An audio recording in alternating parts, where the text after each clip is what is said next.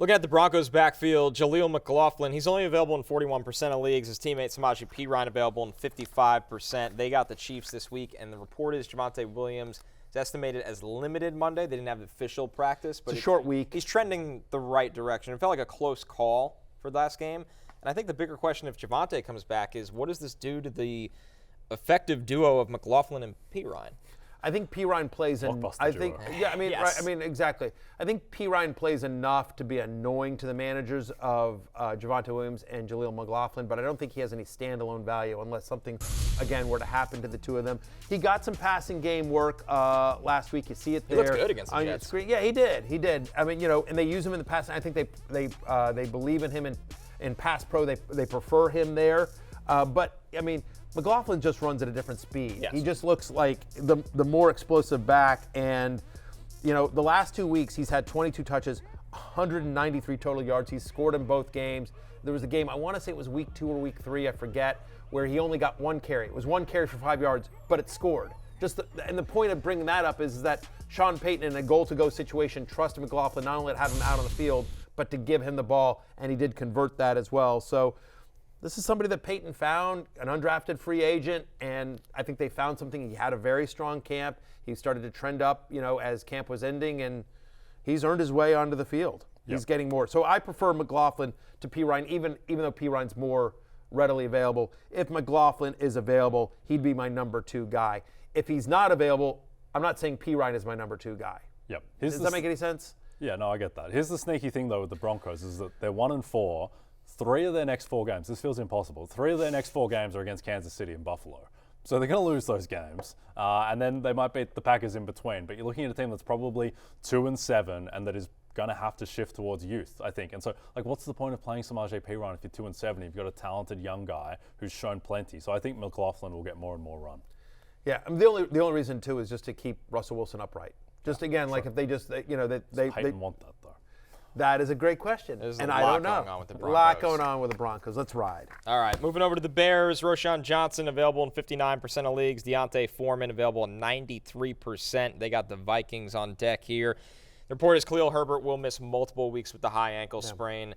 Their upcoming schedule, though, Jay, is what you'd want to see for a backfield. Minnesota, Vegas, and then the Chargers here on Sunday Night Football. Yeah, and I think the main thing, too, is that the Bears just showed that they could be a competent, kind of explosive offense against your Commanders, Matthew, who have a tendency to do that. But I do think just with how good Fields looked as a passer, with the way DJ Moore got going, I think you just want more shares of this offense than you probably would have thought 2 weeks ago. And Roschon Johnson, I think he is the guy. Obviously, he's dealing, with his own injury, getting concussed in that game. But if he's back, it seemed like he had clearly gone past Deontay Foreman, who was being inactive. But I think Foreman is a worthwhile stash as well. Foreman's been a healthy scratch the last couple of weeks as well. But to your point about Johnson, he's averaging 5 yards per touch. He's actually caught 91% of his passes. So when they do throw to him, he's not a nothing in the passing game. He has, as Connor likes to say, he has soft hands.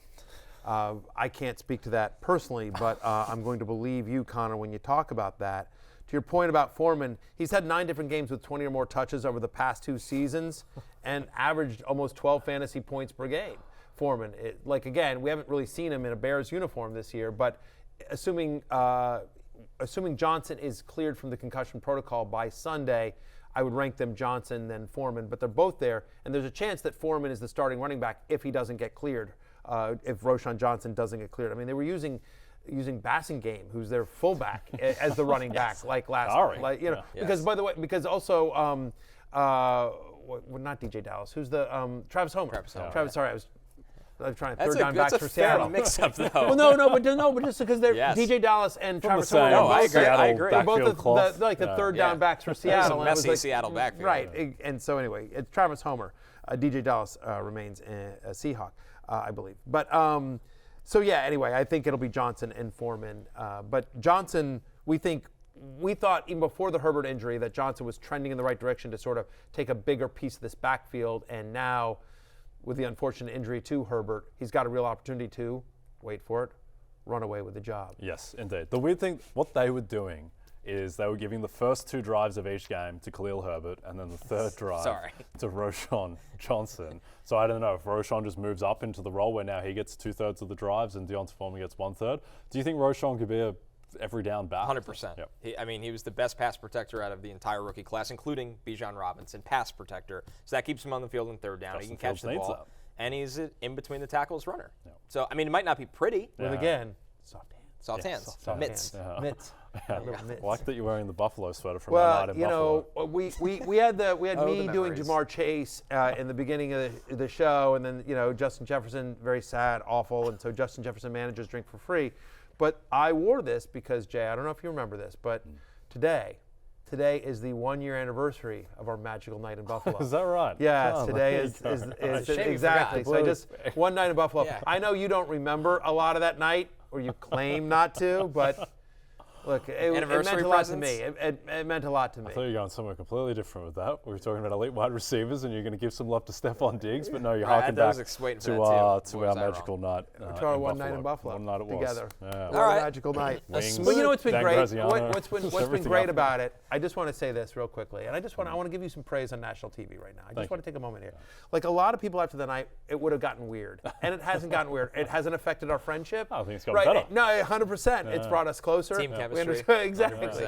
100%. So I appreciate you. Because sometimes when stuff like that happens, it gets weird. But no, it didn't ruin our friendship at all. It's just friends hanging out. Exactly. Just guys doing guy stuff. Yeah, precisely. Yeah, guys being dudes. Yeah.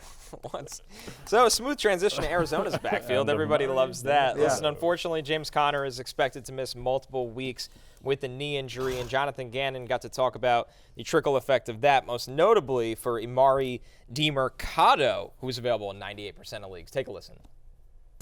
Yeah, he was ready. He's been playing a little bit on third down, and, depending on what happens with the backs here, his role might tick up a little bit, but he's ready to step in there and play football. I kind of gave him a little chat on the sideline, and he was good to go, man. So that was impressive to see, honestly. I can never look at Jonathan Gannon and just not think of the pew, pew, pew to Rondale Moore. It's just forever in my brain. It actually haunts my dreams. So Michael Smith on Fantasy Football Pregame on Sunday kept on saying these random names, just throwing out random names. I'm not sure, but he would say like Keaton Mitchell, Murray DeMercado, He's a dynasty Ed Norton, addicted. just throwing out names. Like which one of these are football players? Michael Smith, like a masochist, plays in a 20-team fantasy league. Like it's just, a dark place. It's a dark place. Like I play in some really deep leagues, but 16 teams is as deep as I go. I go 16 teams, 33-man rosters, but like 20-team, You're with starting like third stringers, right? It gets Carl Trask gets on the field. You start Mike White hoping Miami blows a team out, and Mike White gives you 50 yards. You really listen. In that league, my deep league, I've also had some injury issues, but like I literally had a decision between Justin Watson and Nick Westbrook-Aquino this week. That is Russell Westbrook. Yeah. So Emari DeMercado, Mercado, I should say, but yes, he is certainly a deep league guy who has suddenly been thrust into the limelight, as it were, because once James Conner went out with that injury last week, he played 100% of the snaps. Yeah. Now, Keontae Ingram, who was their presumed backup, has missed the last 2 weeks with a neck injury. He got a limited practice in last week on Thursday, Friday. They've been using Rondale Moore in the backfield a little bit, and they just claimed Tony Jones off waivers from the Saints. So it's not only a crowded backfield, but an ugly one that's unclear. Tony Jones is here to take the touchdown at some point. You know that's happening, yes. right? You know that's happening. Meanwhile, by the way, you also have a mobile quarterback in Josh Dobbs, who's a threat to run it when they get in close. So I think this is probably a running back by committee, and we'll see sort of how it shakes out. But if you're making a waiver claim tonight, I think DeMercado is the head of that committee. Again, he played well last week. They mentioned the third down role.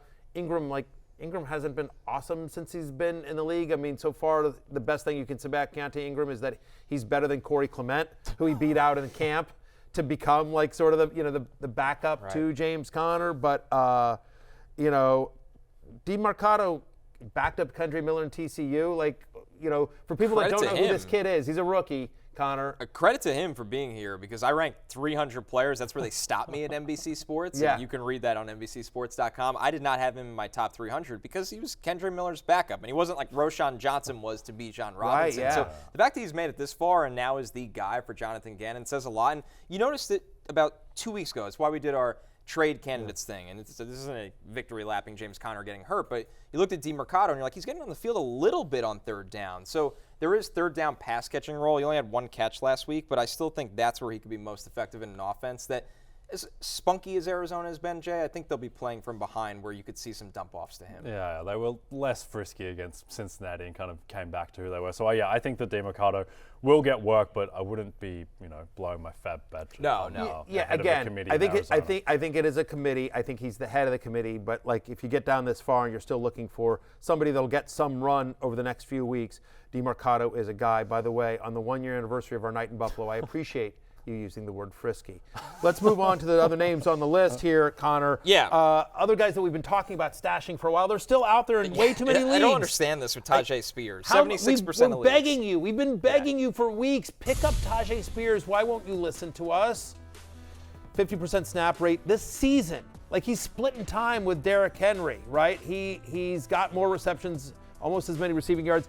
Played better last week as well. Right, he's played over 50% of the snaps in 4 out of 5 games this season. He's had at least 55 yards from scrimmage in 3 of the past 4, including 4 targets in 4 or 5 games this year. He's their passing down back. I don't know if Derrick Henry has hit a wall or not, or if it's just the offensive line, but he hasn't seen, with the exception of basically 1 game, he hasn't been King Henry this year. And whether they're trying to limit his workload to keep him fresher, but Spears looks like the more spry running back. I mean, I don't want to ever, never want to doubt King Henry, but Tajay Spears looks pretty good. Jay, quickly on Kendre Miller, 12 rushes last week, so the volume's there. He's available in 88% of leagues. We knew at some point this backfield will lean on him. Any interest as a deeper stash here? I think so, because he also had the 4 receptions for 53 yards. And the good thing with Miller, the upcoming schedule for the Saints, Houston, Jacksonville, Indianapolis, Chicago. So overall, pretty favorable for a team that is trending up after that game against New England. Barry, our last one, Justice Hill. He's available in 72% of leagues. He's coming off a week where he did catch 4 passes. He had that brutal fumble on the screen. Yeah. But the bottom line is he is a thing in the Ravens offense right now. And what's weird is that we think of Gus Edwards as sort of the finisher, but Justice Hill's had at least 3 red zone touches in 3 of the 4 games he's seen. So the passing game work, but they're not scared to use him when they get in close. Now, Gus Edwards is still a thing, and also you mentioned Keaton Mitchell, the undrafted rookie free agent that was kind of a camp sensation. He's been hurt. He's eligible to come off the IR. He hasn't been activated yet by the Ravens, but for deeper leagues, he's probably worth a flyer as well. But yeah, Justice Hill, who's 72% available, I think he's a viable flex guy as we expect this. I mean, listen, if you're Lamar Jackson after last week, are you throwing to your wide receivers? You're just like, let me just give it to Justice Hill and run it myself. You guys do cardio. You guys just run wind sprints. Tough week for Lamar. Yeah. Tough week for Lamar's pass catchers as well. 7 drops. They dropped 7 passes from Lamar Jackson. I believe it's the most in the past 2 years. Right, including ones in the end zone. Like Aguilar, he catches that. Again? Right, well, he's just like, ah! So I have many impressions, right? So here's Aguilar, whoa, boom, right? And then here's Rashad Bateman, huh, boom, boom. I'm in the end zone, right? And then here's Zay Flowers. I'm open, boom, and he just falls down. And if he just stayed in stride, that would have hit him for a touchdown. I mean, just stay on your feet. It was no bueno. Let's recap Barry's Week 6 top running back waiver targets. We talked about Jeff Wilson, the must stash. He might be playable quite soon guy. Roschon Johnson, Deontay Foreman, Imari, DeMercado for the Cardinals, while James Conner's hurt. Tajay Spears, still an effective stash. Kendre Miller, same could be said for him. And then Justice Hill. Hey, it's Matthew Berry from NBCSports.com and RotoWorld.com. And I want to thank you so much for watching whatever it is you just watched. Or if nothing else, being too lazy to click out of the autoplay after this video started, after whatever it is you actually wanted to watch finished. But now that you're here, I'd like to take a moment here to ask you respectfully now, okay? I'm asking you respectfully to subscribe to the NFL on NBC YouTube channel. You'll get the latest RotoWorld fantasy news headlines, all sorts of great shows, including my own Fantasy Football Happy Hour. So go subscribe now. Again, I'm asking respectfully.